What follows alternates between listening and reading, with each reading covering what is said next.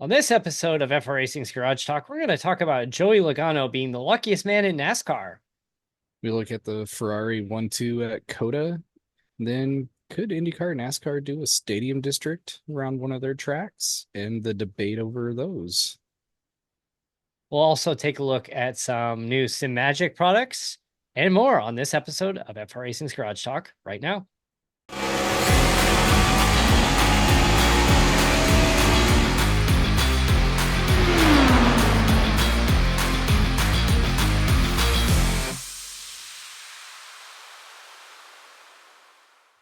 Welcome to an all-new episode of FR Racing's Garage Talk. I'm DJ Flook. I'm Eric Richardson.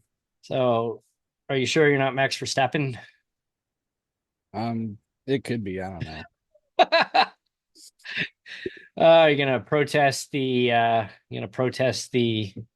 press conference here, the post one. We should do that. Actually, that'd be a lot I'm of just fun. here to not We be should have fun. a Wednesday night dash post race press conference. Get some reporters to show up and ask questions after race. I mean, they do it on Zoom, and they've done it on Zoom before. Where question, we should do that. I know a guy who does some part-time journalism. I should invite him to do a press conference. That'd be funny. We should stream it live. All right, let's go to the Wednesday night dash press conference. But anyway, so last week on the show, we talked about Alex Bowman's car getting disqualified from the Roval and the luckiest man in the world, Joey Logano, even year Logano, working his way back into the top 8. What does he do? He goes to Las That Vegas wins. and wins and secures his spot into the championship 4. And oh, by the way, he's been in the championship 4 in 2014, 16, 18, 20, 22, and now 24. So, Just like everything else, it's rigged.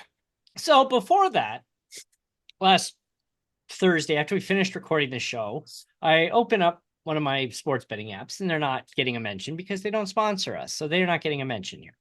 So the sports betting app, the legal sports betting app that I use in the state of Arizona, preface that. I open it up and I look at the championship and I see Logano's on there. He gets moved in there on Wednesday after they realized the appeal wasn't going to happen. Logano was plus 1,200. And I think Christopher Bell or Kyle Larson were plus 250 or something like that. So it's plus 1,200. Logano gets in by the skin of his teeth. Even year Logano plus 1,200. So I threw $20 on Logano winning it all. And that will pay me not only my $20 back if he clinches and wins it all, but another $240 on top of that. Yeah, So that's not a bad $20 spin right I there. could potentially turn $20 into $260 if Joey Logano is the top finisher of the championship 4 at the Phoenix race. He's going to be cruising the next 2 weeks because what does it matter to him? That's where Kevin Harvick, I'm pretty sure it was talking about that Vegas this last weekend was the third most important race of the season, basically behind Daytona and the Coca-Cola 600, or well, the championship. Yeah. So on that note, I've said that, I said last week, I'm should I pledge myself to Joey Logano as a joke? But I don't know. I think I might have to. I might have to pledge myself to Joey Logano. So, I especially can't since I do got it. money on him Penske now. driver. I gotta, I've got money on him. I gotta do it. So let's do this. Let's pledge myself to Joey Logano here. And what we're gonna do is we're gonna for those who are listening right now, Eric is just sitting here, just stone faced looking at me right now because I just put on a Joey Logano Pennzoil hat. See, it is I'm the gonna have to change now too. See, it's not You just gotta stay a with it's my not just a team. Pennzoil hat. This is the Logano. It is the Team Penske. The signatures on the back. So don't let me down, Joey Logano. I got $20 riding on you. That could turn into 260. I get it. I'm clashing. I have a Formula One T-shirt, and I now have a William Byron hat, so I'm clashing. But I got to stick to the number 24. I I've been mean, with you are going on them. the most hated NASCAR team with the most hated Formula One team. So I mean, I guess you've got a theme going right now. And it's something. So I have I bought this last week, and I've been sitting on this, and I didn't tell Eric I was doing this, by the way. This was I've had this planned since last week. This showed up over the weekend, and yeah, this has been sitting on my desk waiting to to do this for the recording. Yeah, I'll be looking forward to next week. I'll have a little bit of a Halloween theme with race time and garage talk. So fair is fair. A couple years ago, we did costumes on the show. I don't have a costume picked out. I don't either. My go-to, just pull a jersey out of the closet. Yeah, it's fine. Actually, we at work when we would do like they do like the ugly Christmas, the ugly sweater parties, but they'd say ugly sweater because you got to keep it generic for the season since there's a million holidays in December. So because they say ugly sweater, they don't say ugly Christmas sweater or other ugly holiday sweater. I show up in a blue Edmonton Oilers Wayne Gretzky jersey. And that's my go-to ugly sweater. I was gonna say, are you showing up with a Red Wings sweater? No, that's a hideous sweater. It's not an ugly sweater. It's a hideous sweater. And I just alienated everyone from Detroit. So Joey Logano is in the championship 4 after getting in on a just disqualification. It's like, yeah, okay, we can argue the system, but it's like it's not his fault that Alex Bowman's crew messed up. Yep. He took advantage. And I don't know if you heard the radio chatter post race, but Christopher Bell was really upset post race because he was flying.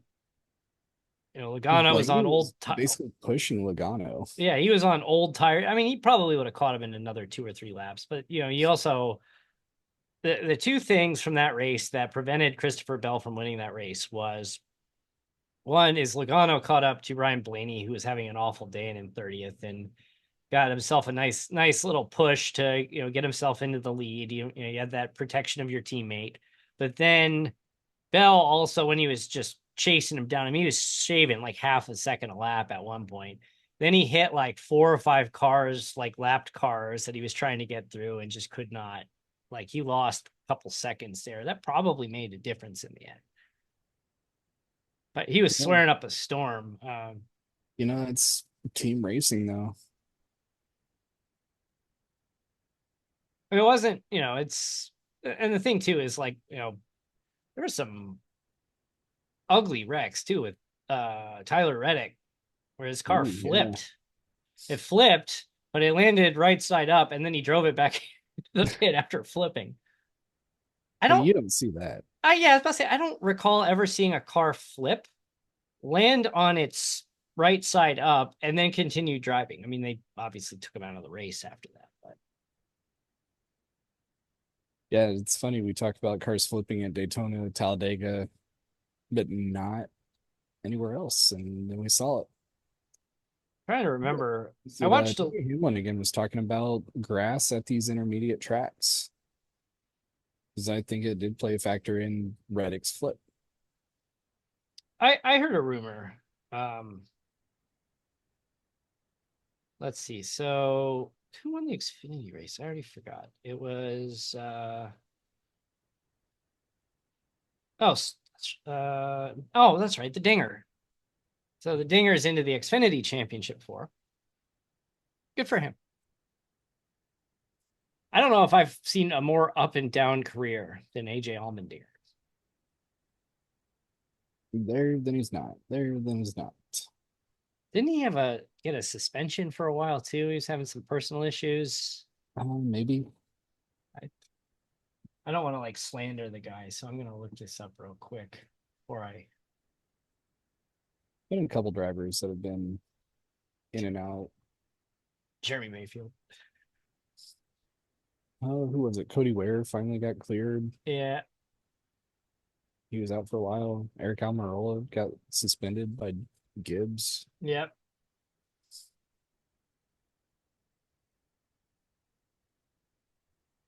That's right. Allmendinger drove for Red Bull in NASCAR.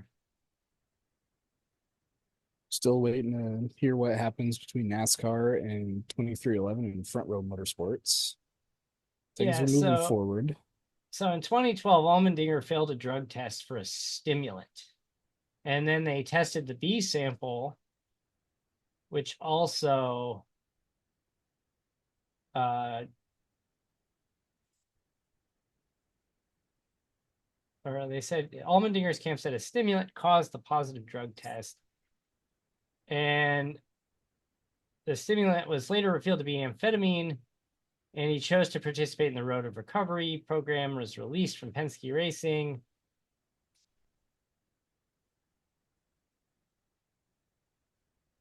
He later stated the cause of the positive drug test was Adderall that he had unknowingly taken, being told it was an energy pill. And he was reinstated after that.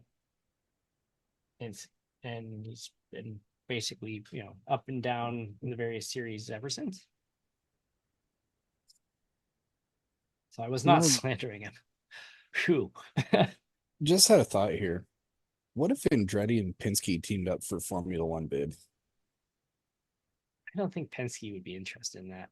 I don't think he is. I'm just Well, I thinking think Roger is more or less stepped away from the team aspect of it. And he's like 86 years old. What he's getting up there.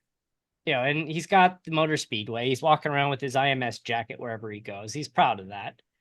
He owns the IndyCar series, which it'd be interesting to see how that transitions, because obviously he's 86 years old. He can't live forever. He's not going to be able to work forever. Does he transition that to one of his family? Does he keep the speedway and sell the series? What is, this is going to be very interesting in the next probably 5 or 6 years, what happens. And sounds like they want to keep it in the family. I believe with one of his son taking over, is one of the rumors I've heard. I heard Yeah, another that'll rumor be this week. interesting. What's that? So there is a rumor that the reason Miami has a spring date next year is because they're going to renovate the place after the race is over. And the rumor is that NASCAR will move the championship race back to Miami, Homestead. But I have not personally been there, but I've heard it's kind of fallen apart.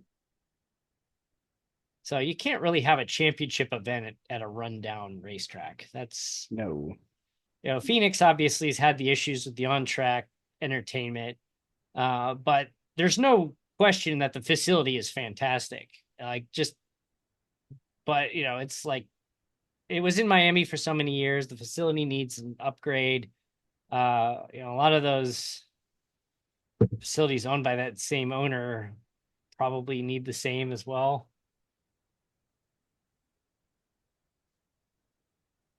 Let's take it back to Rockingham. Problem is, you go back into the Carolinas in November, you could get It might snow. snow. Yeah, you gotta stay south. That would be an absolute, yeah. I mean, that limits. You're very limited as where you can go for a championship race. Or just don't have a season that literally Well, goes the entire year.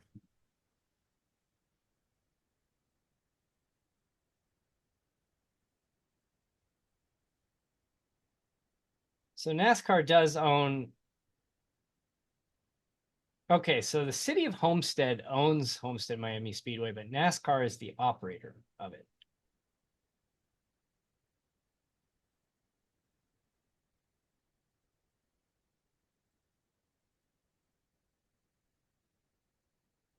And when Homestead was built, that was originally supposed to be a mini Indianapolis. And then they had to redesign it because of all sorts of issues. Maybe after they do some renovations there, we'll find a way to get Indianapolis, or not Indianapolis, but IndyCar back there. Uh, if NASCAR owns it, I doubt it. No, you just need to put those two leagues in a room together and figure out I mean, and the thing is, it's what does Roger NASCAR Penske. want? Like, it's Penske. What does IndyCar need to do? How do we make this happen? Penske has, he has chips in both piles that, he needs NASCAR to be successful, but he wants his series to be successful. And it's like, they're obviously competitors. But like it's not just them. Like you got to compete with Formula One for ratings now. You're every year when the NFL season and college football kicks off. Okay, not so much college football, but the NFL season kicks off, the ratings tank. People are gonna I go think if tune to football. they are, if it was done right, I think each series could help each other. That's really they need to. They need to work And together unofficially. you get, even if it's just one-off races, like look at what the Indy 500 was this year because of Kyle Larson. Mm-hmm. It was a massive event. Lots of people were getting drawn into not just the race day, but Legends Day, Card Day, practices. You pulled a lot of people in, and that also attracted the IndyCar fan base to NASCAR. Yeah. Oh, for He's like, sure. oh, we got a NASCAR driver, and he actually ran really well in the 500. And then he's doing it again this next season. Although this time, if it rains, he will be out of the 500 and go to the Coke 6. Yeah. But I think he's going to have just as big of a following, maybe bigger, Yeah. Oh, I because he agree. showed he can run with Newgarden, Power, Dixon, Hello. He ran with the big names of IndyCar. Yeah. I mean, he made a mistake at the end. He sped on pit road, and that's what Yeah. ended his chance at a top five or maybe even a win. He had a Yeah. car. Yeah. And next time out, second time around, the rookie jitters are out of there. You know what to expect this time. He doesn't have rookie orientation to go through. He doesn't have all the hype of doing it the first time. He has 495 miles of race experience. And maybe that next year you won't have the threat of a rain delay at either track. And I will still contend that him running the Indy 500 helped him win the Brickyard. I agree. I fully agree with that. And that was a good event too this year. They went back onto the oval and Yeah, it was fun watching. it was a lot better than I thought it would be. I'll give you that. But just think how cool it'd be if we were able to get like a New Garden or Plo Award Herta into a cup car. Get the crossover. IndyCar has enough off weekends. Yeah, I And mean, they you've have some had road Connor courses Daly on do, schedule. do Xfinity events. Marco Andretti do some truck racing. Has he done Xfinity? I know he's done Um, multiple truck races. maybe one, but I think it's been mostly trucks, if anything. Marco's had a very strange career. He's been kind of in recent years, kind of all over the place. Like, the only Indy car racing he does is the 500. He's doing ARCA races. He's doing trucks. Like, what else is he doing? He's doing sports cars too, isn't Yeah, he? I believe so. He's actually been pretty successful there. He's doing SRX a couple of years ago when that was a thing.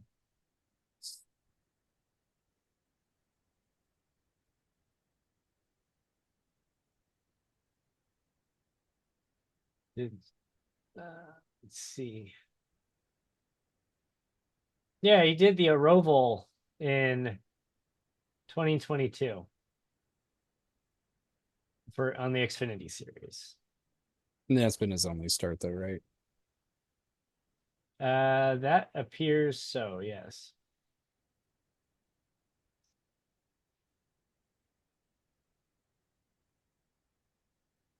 Yep, that looks, yeah.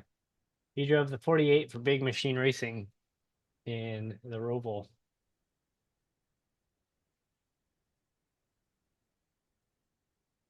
I do think if the two series would just work together and figure some of this out, I mean, they have to. Like, you're battling sports cars, you're battling Formula One. it's by what they're doing and shutting IndyCar out of tracks just because they're hurting each other.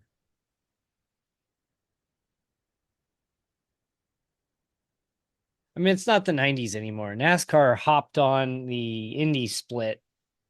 You had great racing in the 90s, and kind of, I mean, there's always been a rivalry there, but NASCAR was kind of seen as as a little brother, really up until the 90s. Indy was the thing. Like it Yeah, was all Indy was about, big. Really, I'd you, say since what the Atlanta race in '92, maybe the Brickyard in '94, yeah, it was, that really started launching everything with NASCAR forward, where it was peaking there in the late '90s, early 2000s. IndyCar was in that decline because it was still split, where do you and it think, wasn't until like Castro Nevis and Junqueira started to get back over into the 500 that it eventually brought them back together again. uh, Champ Car, Cart, and, then Champ Car went bankrupt. So, it's not like they had much of a choice. Yeah, they didn't have a choice, but it started that path where it's like, Yeah. okay, we need to bring it back together. Question is, when did NASCAR peak? Because they've obviously their ratings have been down in recent years, but when did they peak? I think early 2000s. Is there a specific event or chain of events that may have caused its drop off?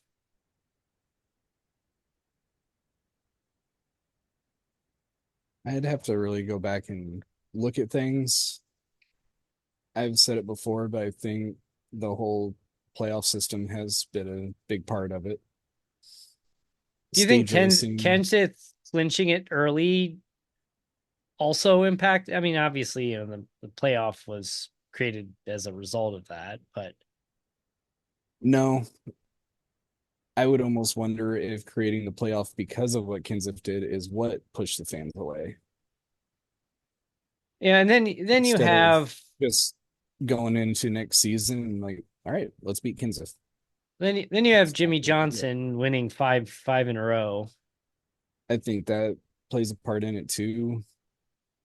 Then really over the last what 10, 15 years also we've had like baseball trying to find a way to shorten the game If it, and yeah, if oh yeah, attention yeah, spans. attentions, TV People ratings slipping. don't want to Oh, watch 400 or 500 mile races. star power has been an issue. I mean, don't there's good driving in there, but they don't have the star power like a Jeff Gordon was or a Dale Earnhardt. I was gonna say they don't have a Dale Jr. right now, Yeah, they don't have a Dale Jr. I mean, Chase Elliott is probably the closest thing to a Dale Jr. right now. and it's not even close. No, Maybe even we could even say that with um tragic death of Dale Earnhardt Sr. that started the downfall. yeah, that Is you had people that were Dale Earnhardt loyalists. I mean, he passed away over. I mean, we're closing in on 24 years in What was it, February. 2001? One, yeah. So 24 years in February. You still go to the track. You still see the three flags hanging from the RVs. Oh yeah, the shirts are everywhere, the hats are everywhere. People are still flying the flags. I mean, I there's a mean, reason. you don't It's see that with huge. like, I mean, people commend and respect Richard Petty, but you don't see people flying. But the thing is, like, the three was shut down after that for a long time. Mm-hmm. And nobody else had the three, but the 43 has had a revolving door of drivers since Richard Petty retired. I mean, you had, you look at Jeff Gordon, he retires, and Chase Elliott was in the 24 for a little bit, and then it became Byron. Jimmy Johnson retires, and Alex Bowman moves into the 48. But you you see the number three, it's Dale. Like everyone knows it's Dale. Yeah, we got Austin Dillon in it now, but you don't Tar- see the three as the Austin Dillon yeah, spot. you want to talk about tarnishing a number? Like you see three and like that's Earnhardt's car. Yikes. I think it's the combination of events. I think it's just people in general where they just don't want to sit for 3 hours and watch something. think that was kind No, of the well, advent, we've a go. whole stage race thing. Let's shorten this up a little bit. And just the on track product, especially these last couple of years with the next gen car, it's not been good. No, I mean, there's been good moments, but generally not good There's all a around good racing. race here, good race there that is really entertaining. I mean, earlier this year when you had the Bristol race where they're like, "Oh, we got to release some emergency tires to these teams." I mean, that was great TV. Yeah, Don't that get was me so wrong. much fun. That was great TV. I loved every moment. I don't think the crew chiefs or the driver. I mean, I think some of the drivers did. I think some did. Yeah, but that was great TV. But then they bring the same tire to Bristol in the night race. It doesn't, you know, work the same way. Which I guess you can't be too terribly surprised about that. I really think NASCAR needs to change something.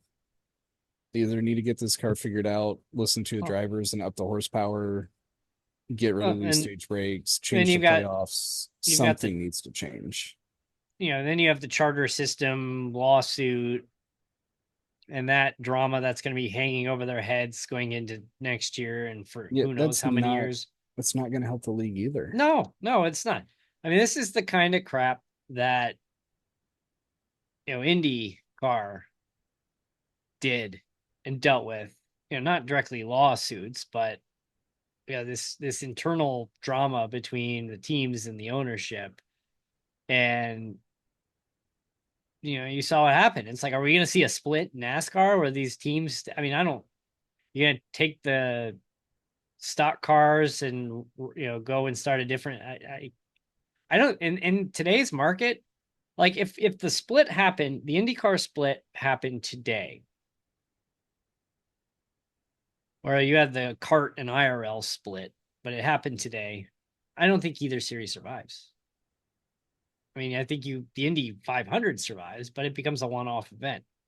I I think it could potentially depend on where the star power goes. Well, what's star power? That's the problem. Yeah, Maybe you that's where like the champ car pulls the New Gardens, Dixon's, Plo awards, and they do a better marketing. and that very well could be. It'd be the opportunity to really showcase something. Yeah, you look at And when maybe that's where 2311 and Front Row Motorsports have a league idea in mind I mean, you've that got if they're forced to it, maybe they pull like Colleague and Rick Ware. They can go there and be competitive. Better marketing, different style of racing. where do you go though? You're going to run into a problem with NASCAR owning so many of the tracks. And maybe that's where some of that goal is, the monopoly side of it. How they own and command all the tracks. That gets freed up a little bit where the NASCAR can't own the tracks, or they have to allow other leagues in. NASCAR says, all right, you guys are out, but there you go. Okay, fine. We're going to use your tracks now. I think they're going to end up having to sell some of those tracks. And right now you have like what do we figure out? Yeah, you most of the tracks are owned by either NASCAR. Uh it's late. What is it? ISC? ISC, I believe.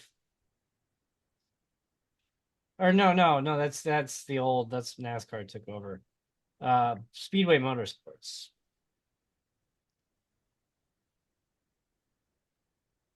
SMI. There he is. SMI is the owner of you have Charlotte, Charlotte, Las Vegas, Bristol. You know it because they have the blue and red with the funky looking car. They all have that logo. So let me see who SMI tracks. You have Atlanta, Bristol, Charlotte, Dover, Kentucky, Las Vegas. That could be a good chance to get Kentucky going again. Nashville, New Hampshire, North Wilkesboro, Sonoma, and Texas. I would go head up Kentucky if I had the chance. The, That is the, a good track. the problem is too with it is we talked about Speedway Motorsports not keeping their tracks up to date too. There's been a lot of complaints and people have posted photos from like Charlotte, and like seats are falling off, and you go to some of these other tracks and they're just weather beat to death, that these seats look like they've been, in place for 40 years. And I yeah, want to know how there's often Indianapolis changes stuff because those bleachers still look brand new every year. well, it also, it's bleachers too. It's not seats. You don't have plastic seat backs. You've got the big metal bleachers, which makes things a They little can weather easier. everything. Yeah, but yeah, people also like hate bleachers.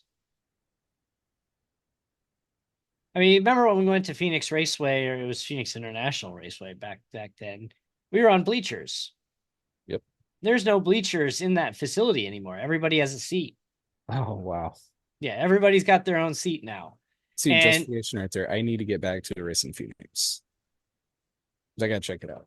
it's a great facility. Like I said, if they could figure out how to fix the on-track issues, it would be a wonderful weekend all around.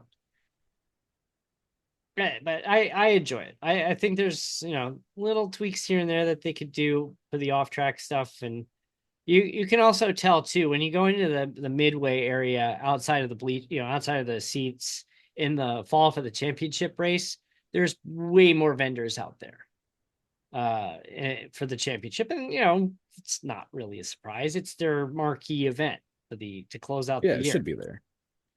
The spring race, it's kind of a ghost town out there. Not completely, but yeah, you see like Pit Boss, and Kroger has a little display that they have set up, and General Tire, because they have ARCA events there as well. And but you went to the championship race last year, and Ford had they put the dark horse on display.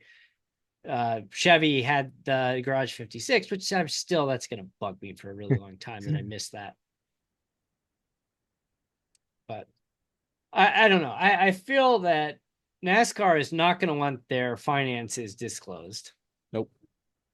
just like the NFL or Major League Baseball or the NBA. They don't want their finances disclosed either, because I think you're going to make a lot of people very upset if that sees the light of day. And then you make the fan base upset too when they go, "Why are we paying $80 for a nosebleed ticket?" When you're sitting on billions of dollars of revenue every year, and why are you not updating your tracks when you're making billions of dollars every year? Yep. But I get it. Tracks are a bad investment. Like, They're they're only gonna, used a couple days a year for the most part. yeah. It's not like you can, the thing with like the NBA and NHL and NFL is they want to build these stadium districts and build them into these downtowns, or make like a downtown type district where they build out businesses and restaurants and hotels and apartments and condos, and make it into this like little mini city kind of setup. Can't do that with a racetrack. No, and like those stadiums are fun. Like going to Little Caesars in Detroit, as much as I despise the Red Wings, Avalanche fan, can't blame me. I'm Little boycotting Caesars is the one of the nicest arenas I've been to. And then the area right around there, you have both the Tiger Stadium and Ford Field. You have all sorts of restaurants and bars. It's a great spot. Yeah. Same thing in Colorado. You go to Coors Field.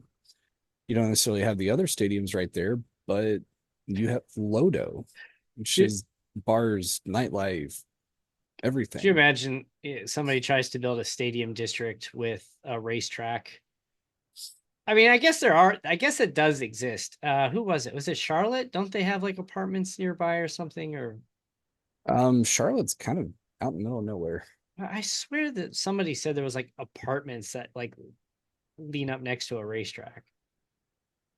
And no, the Um, Chicago street race doesn't count. That's not a race. That's not a permanent racing facility. you got Milwaukee right in the neighborhood. Yeah, that's that backs to the racetrack. Indianapolis is right in the neighborhood. And Yeah, inside that's turn that's a one, you residential have area. downtown Speedway, which is restaurants and bars and some stuff. It's a really nice area. Yeah, I guess I guess Indianapolis. I mean, the thing is, like, it's But not that like track's been somebody, there yeah, forever.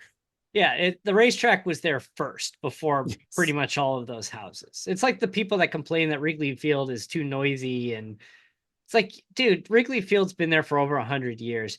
You have been there for a year and a half. You chose to move next to a popular baseball stadium. Like, that's your bad decision. I think it would take a little bit of planning, but you'd have to look at it.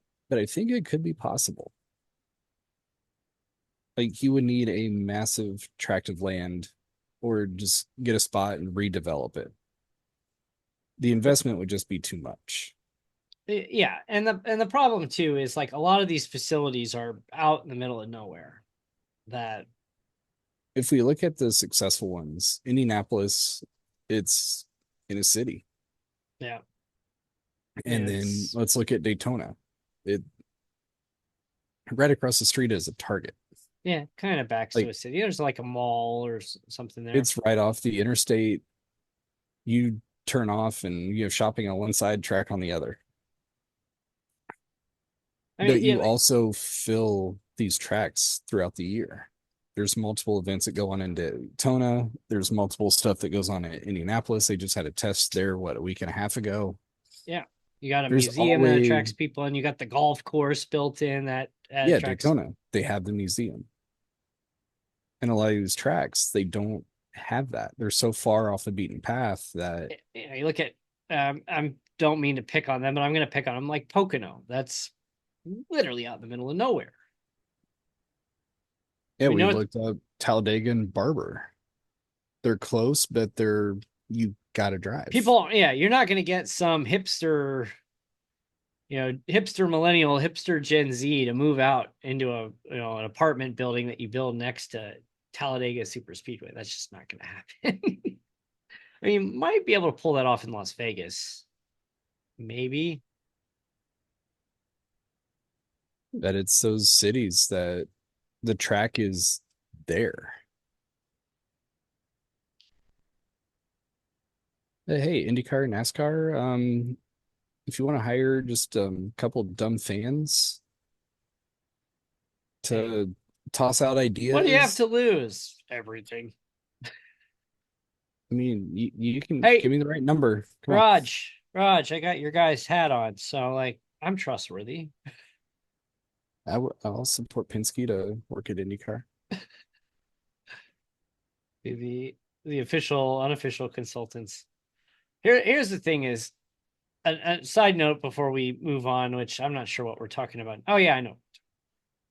I hope iRacing updates Charlotte with the new configuration because I want to test that out.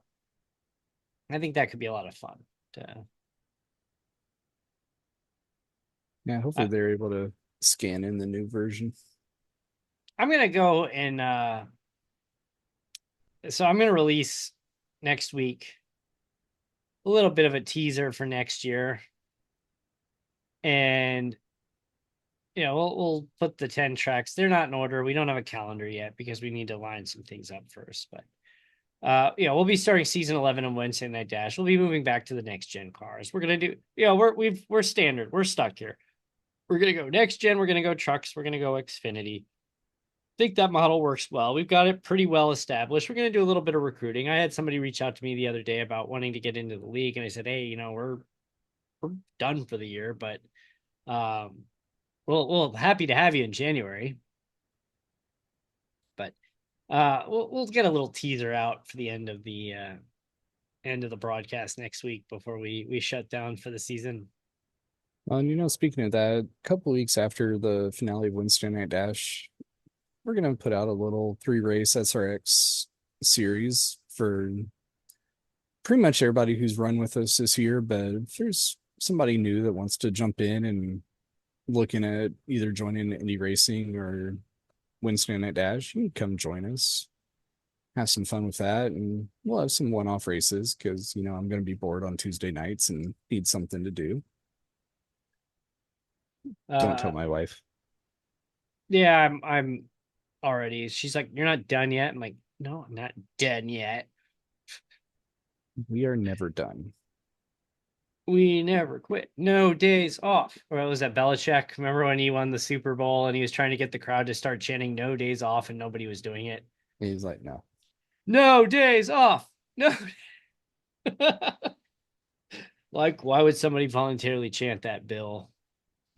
But I mean, it's true. Like, Honestly, like, is there a day gone by where you haven't thought about something league related or in the last 3+ years now?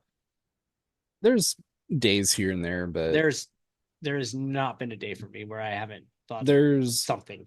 pretty much every day I'm either on racing or doing something on Canva or Or at figuring least something else jotting out. jotting notes down somewhere. That that's you know, it's I do a lot of like I'll do this thing where I'll be like getting ready for bed, and then I'll have this idea that pops in my head, and I have a little notebook I keep next to my bed because otherwise I will forget.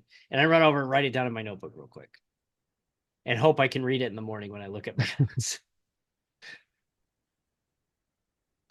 But Yeah, well, it some things still coming up. I was talking, I had my physical today, and my annual physical, and I was talking to the doctor, and they're like, you need to like work on like learning how to take it easy. I'm like, I can't.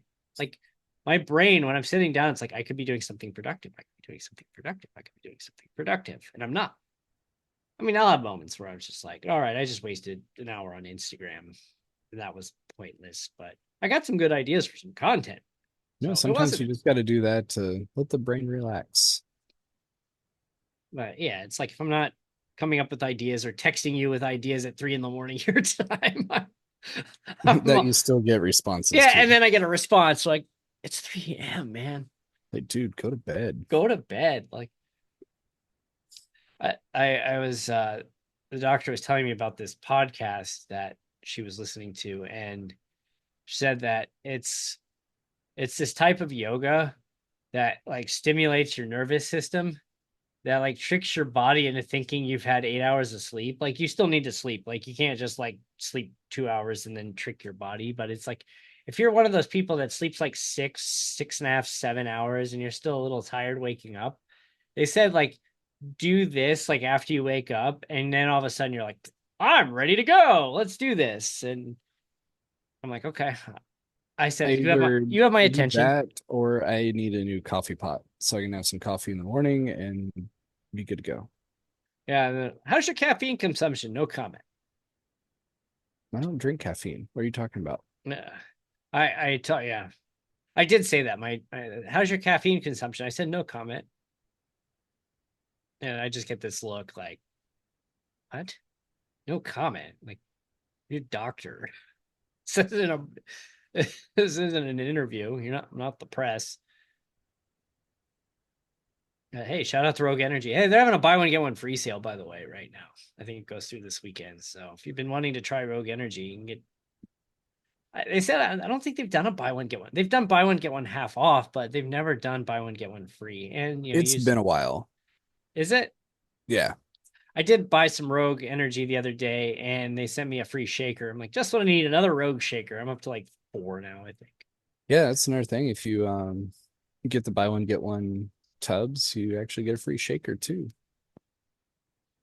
And if you're a Michigan State fan, it would be perfect for you because it's in the green and white. Oh, I thought you were going to talk about burning couches or something. That Yeah, that happens too. I I Up on the bought hill. this. We were on. So my wife went to Michigan State, and there's the running joke about burning couches because they did it like one time in 2000 in the Final Four, and they lost 99, 2000 somewhere out there. So they start a fire. Somebody like drags a couch out in the middle of campus and just sets it on fire, and it becomes this running joke after that they burn couches. And like you talk to a Michigan State person, they get really insulted when you talk about setting couches on fire, and it's not something that they're proud of. But I go into the Michigan State like with my wife. We were there years ago, and we go into the fan store because she needs to get a couple of shirts or whatever. I'm walking around and I find this shirt that says there's a picture of a couch on fire on the shirt that says East Lansing, where no couch is safe. And oh, you I'll get no. Raz for you some. I've already I'm oh, is that a Spartan? Yeah, There's it's a my Spartan. there's a oh, you're kissing up Yeah, to there's a my little bit of a wife. glare. Yeah.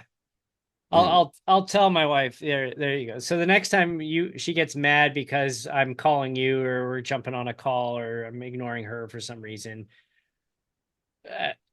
she'll do this thing where like she'll be talking, she'll be, her desk is right here. Like, so she works from home too.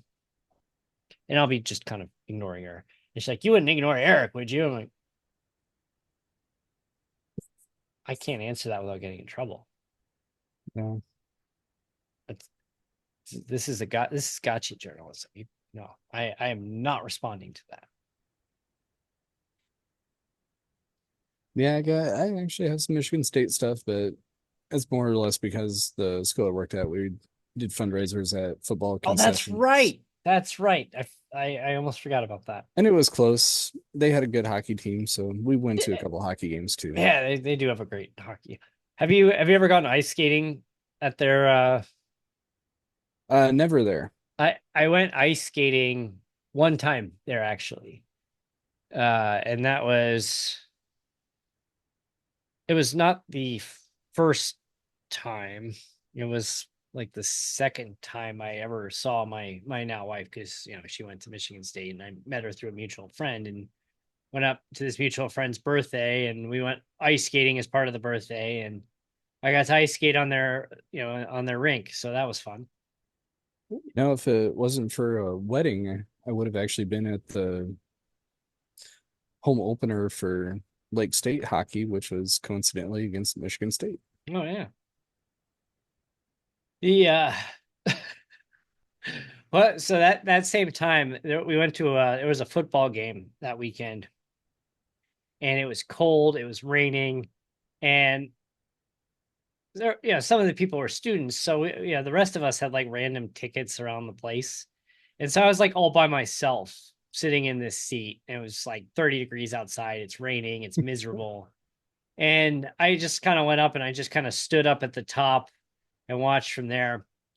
And I'm just sitting there. Yeah, they're playing Penn State. I don't really have a rooting interest either way, and I'm just sitting there. And this guy turns to me and he goes like, he's like, you're really bugging me. I'm like, why is that? And he's like, well, like, you're not cheering for either team. You're not wearing any merch from either team. Like, what are you doing? Like, why are you Why are just, you here? why are you here sitting out in the rain and snow? And I said, well, and my immediate instinct is I got to lie to this guy and let's see how far I can go with this because, he put me on the spot, panicked a little bit. I said, well, I'm actually here for work. And he goes, what do you do? And I go, oh, I'm a scout. He's like, you're a scout for who? I go, the Indianapolis Colts. I started just complete riffing this guy. I'm like, yeah, I'm here. We got the draft coming up here next April, and you got some good prospects that are heading to the draft. And so I'm out here doing some due diligence. And that's why I'm not cheering. He's like, oh, that's so cool, man. It's like, well, I'll leave you alone because you're probably doing a lot of work. I'm like, yeah, I appreciate that. That's awesome. The guy was drunk. I don't think you would have believed me if he had been sober, but Oh, it's fun to mess with him. yeah, it's just like I'm an NFL scout. That's why I'm just kind of sitting here watching this game and not cheering because I'm not allowed to. Nothing official, no notebook, nothing. I'm just watching. They did ask me why am I sitting out here, and I said, well, our senior scouts are up there. I'm pointing up there in the area where it's not raining. And I said, yeah, I'm the junior scout. I'm really young here. I just got into this. So I'm a junior scout. So I have to sit out here with you people in the rain and snow and freezing my butt off here. Guy believed it. I don't know why, but not my best work, but Now, what we're gonna find is he randomly watches this episode or follows along, and we're gonna get a message like, "I do remember 15, talking to you." 15 years ago, you lied to me and said you were a scout for the Colts.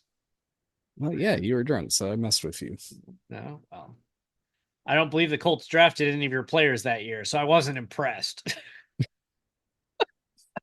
No, I had to change professions. Scouting wasn't for me. But real quick before we call it a night, Formula Simagic. One at Coda. The what? Formula One at Coda. Oh yeah. There was a Yeah, race in Austin. there was a Ferrari race. went 1-2. Yeah, Ferrari went. Yeah, Ferrari went one too. And then, do you know they're only like 8 points, I think 8 points back of Red Bull now in the constructors. Yeah, it could And very possibly be Red Bull third in constructors this year. thanks, Checo. We won't get into all of the stuff that McLaren is complaining about Red Bull now. Yeah, Max made some comments during the presser of, talking about something, and it's like, oh, you can talk about McLaren. And go, oh, you saying about how him not getting a penalty with that. Orlando got the penalty and ended up dropping to fourth because of it. Oh no, they're what the front bib that can change the ride height, Oh yeah, and then they can mess with it and park Pharma, and yeah, that's a whole thing. We'll see how that plays out before we commentate. yeah. And so Max said something to the extent of, why don't you ask ask McLaren? They like to complain. They've been doing it a lot lately, or something to that extent. Yeah, it stems from that. Lando got penalized for going off track and gaining spots, like, well, Max forced him off. But It's then like, George Russell got penalized for an off track, or I don't remember how it all went. and Max is like, I I didn't wasn't make able to he goes, watch. I didn't he goes, I had the spot. I didn't force him off. I didn't make contact with him. He goes, it's called racing. We're not in kindergarten.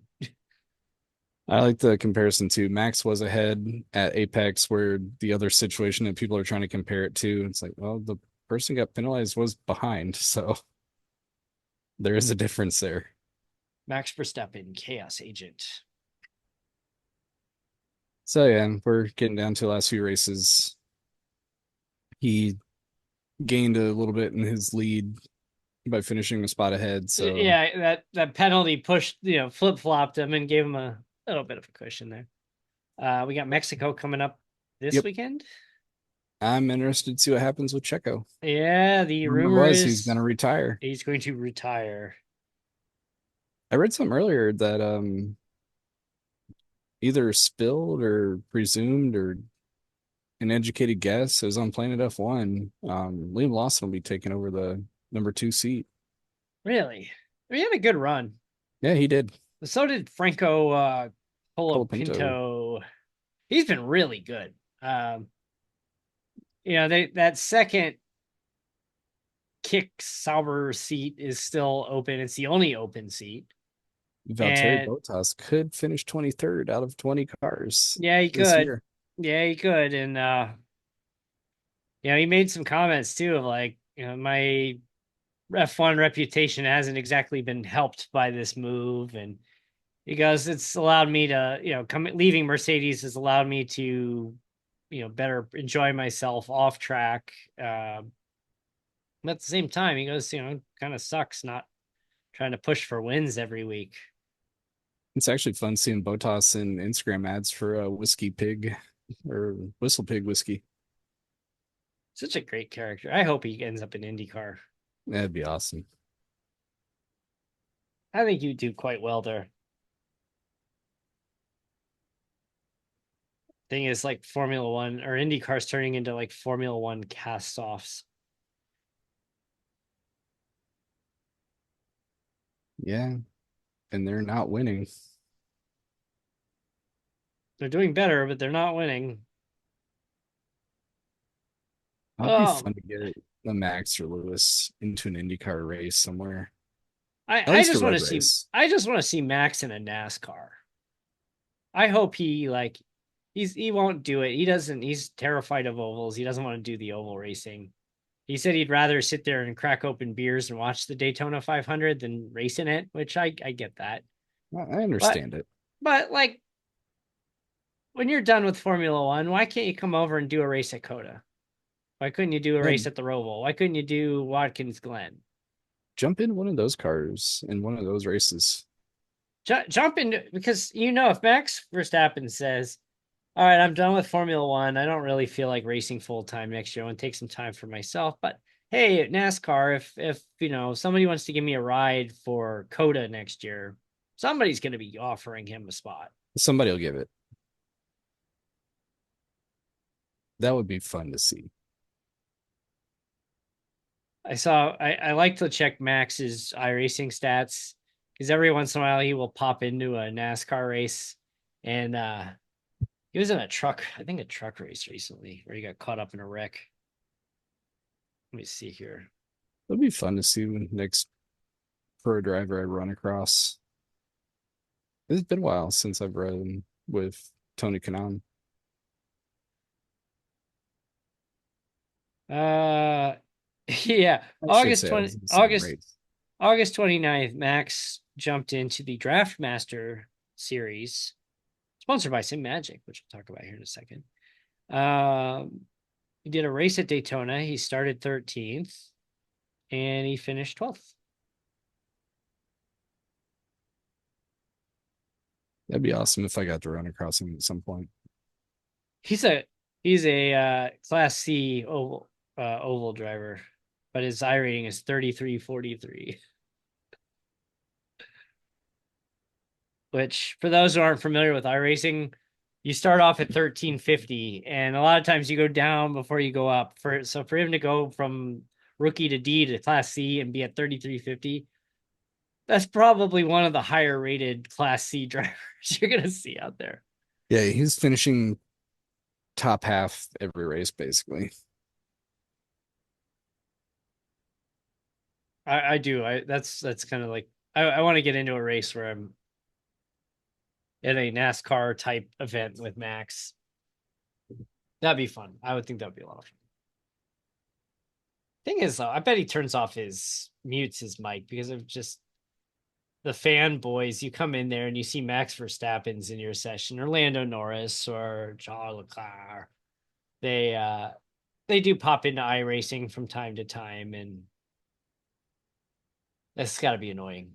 Rubens Barrichello is another one who will pop in from time to time in various events. I will say Kanaan kept his chat open and interacted with the other He drivers. did. He absolutely did. Granted, it was a Delara dash, so it was kind of But short. still, it was Yeah, cool to just he see was that in here. he was trying to deny that he was the Tony Kanaan. He was saying he just had the same name and he was a rookie, so be nice to him. And then he ran away from everybody.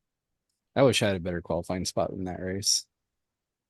But it's funny to go to. I went to Tony's stream to prove it was him, and he had his stream on, and so you see him driving, and you see both. In Tony's stream, we see your name in the corner on Tony Kanaan's stream. All right, so Cha.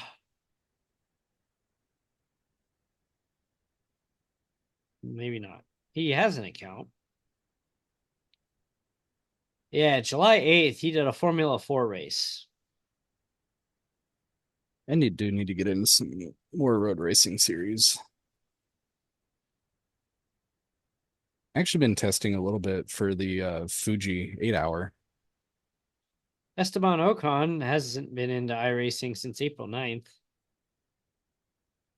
Pure Driving School Formula Sprint. What's that? Oh, it's an F3 series, or I guess that was what it was called.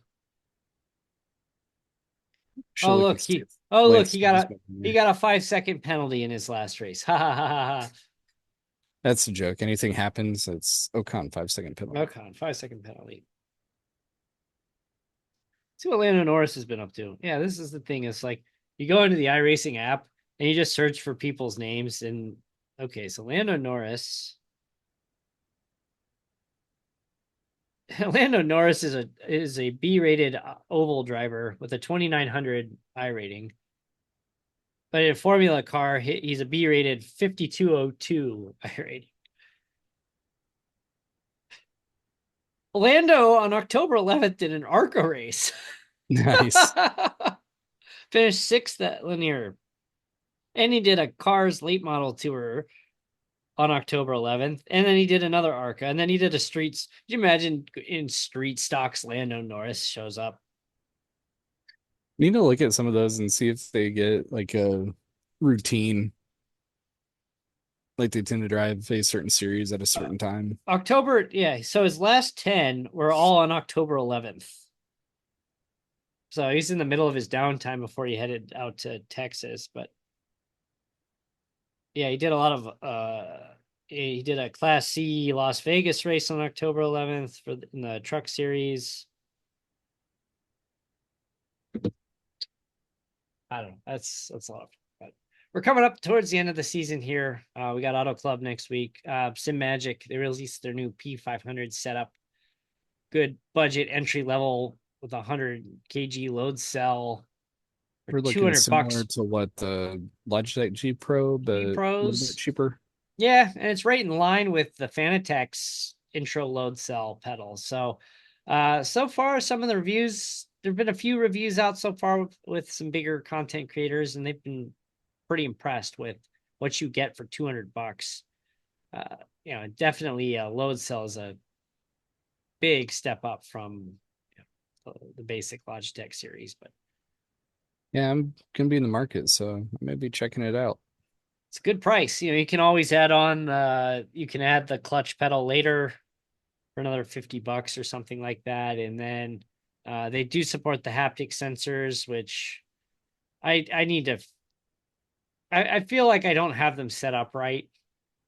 You get the vibration from the road, and it's just like, I feel like it's just sitting there shaking. Everyone's talking about how great this is and how it's just this immersion thing. And I feel like it's just sitting there shaking on me. I'm like, I'm not doing this right. Something's not right here.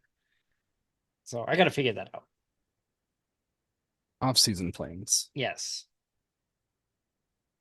There is another thing is I need to freaking learn how to drive. I just struggled in Chicago so bad. I mean, I smacked the wall on both stints, which hurt my speed. I was probably middle of the pack, and then I smacked the wall, and then I was probably losing 3/10 a lap after that. I could really push hard, but you were screeching the tires. Yeah, I had a solid run. If I could figure out another tenth or so a lap, well, it could have been a even better result. I'm pleased with it. But congratulations, Dawson Buchanan, is one of the most dominant runs. We had a clean sweep with Chad Winstead back when we were 8-race series. We have never had a clean sweep on a 10-race series, but if he wins next week, he will be a 9-race winner. His lone defeat was our teammate Ian Miller beating him out at Coda. And I mean, Ian at this point is a road race. He's a road race specialist. I mean, he's a great Yes. oval driver, but he's a road race specialist. And and the Petit Le Mans, we almost completely forgot this. So Lucas, Hunter, Ian did the Petit Le Mans last Friday night going into Saturday morning. And they had I don't know if they had an incident early on, but they fell to about ninth place in the LMP2 class. And I was following in, and Hunter had a 3-hour stint to end it. And I just kept checking back in before I went to bed Friday night, and he was pushing up and up and up. I wake up Saturday morning to see pop some corks. We finished second in class. So congratulations to them. That was just a heck of a run by all three of them. Great job. That was got a podium. Didn't even Yeah, have to great do run. anything. No, you I went was out of the country for that one. you went and partied in Mexico, and Yes. I had But I think the maybe penalty for that one is me possibly gearing up for the 8 hours of Fuji. Fuji. I think we need one more driver still, get three of us to split it out. Preferably maybe a fourth, but Three over 8 or 2, or especially 4. if we split it up, and it may not be too bad for just two of us to do it. I don't know. 8 hours is still a long time for 2, especially when you're splitting out after like 2 hours or whatever. Yeah, so we got to look at it, and we still have what 2.5 weeks, so we'll get it figured out. Yeah, I was watching Hunter's live stream of him, and he's just hauling through Road Atlanta. And man, that was just both of them, all three of them rather, Lucas too, just put on a clinic and just inching closer to that first class win. So that'll be exciting. So that's why I need to go on the B team. I pull the team down. I feel bad for the guys. Yeah, we got the A team. We go into the B team. Maybe one of these days I'll learn how to drive and not be a burden. But yeah, oh, and Simagic also has a really cool, they've got some cool products coming out, but they actually have a like make your own wheel coming up, which is really cool. So you pick, there's like two different of the hubs that you pick for the center. And then they have like 9 different wheel styles that you can pick. Uh, with some of the round, the D shape. And so you pick your hub, you pick your wheel. Then you have your connector that if you want it on, there's the standard connector that fits on the Simagic base, or if you want to use it with a third party, you can, use the magnetic. I'm drawing a blank here. It's late. Or standard USB-C connection. And then the other thing they added is you could put a dashboard on it as well and customize that. They also will be releasing another wheelbase that actually has a plug-in on the top of it that you can put snap that dashboard in on your wheelbase, which is really cool. And I don't really think, I don't think there's a directly integrated wheelbase that has the dashboard capabilities. I also heard a rumor. I don't know if this was confirmed or if this was just somebody talking, but it was like a 35 Newton meter. Like you wanted somebody to break their wrist? I mean, I have a 15 Newton Crash. meter. Yeah, I have a 15 Newton meter wheel, and that's more than enough for me. I mean, I was thinking like maybe I should have just bought the mini, the 10 Newton meter mini and been fine.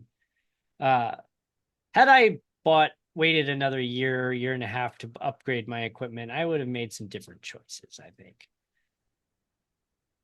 But I'm I mean, looking it's at quality that products. mini.